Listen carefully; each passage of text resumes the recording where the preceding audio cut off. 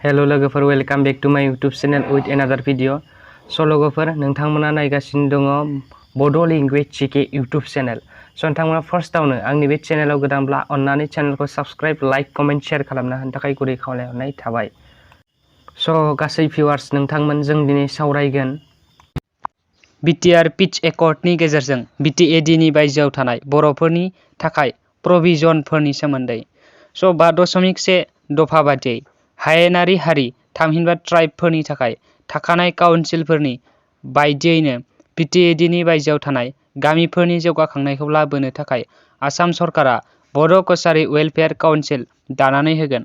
थांखिनाय बड' कछारी काउन्सिल हादाबखौ सरकारि बिफाननिफ्राय फोसावनानै होनायनि सिगां आसाम सरकारा बर'फोरनि आफादफोर आरो थाखानाय काउन्सिलफोरजों सावरायलायगोन।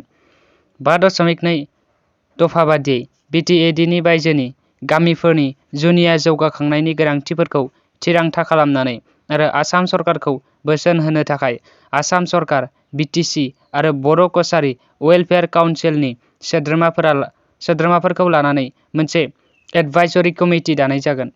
5.3 दफा बादियै B.T.A.D नि बायजोआव हाग्रा ओनसोलाव थानाय ट्राइबेलफोरखौ आयेननि सुजुग सुबिदानि जोहै आसाम सरकारा scheduled tribes and other traditional forest dwellers recognition of forest right act 2006 नि दहायजों मोनथाय गथायनो थाखाय नांगौ बायदि राहा लानाय जागोन। आई होप नोंथांमोना भिडिअखौ नायनानै मोजां मोनबाय। स' थेंक इउ भेरि माच फर वाचिं। लाभ इउ अल।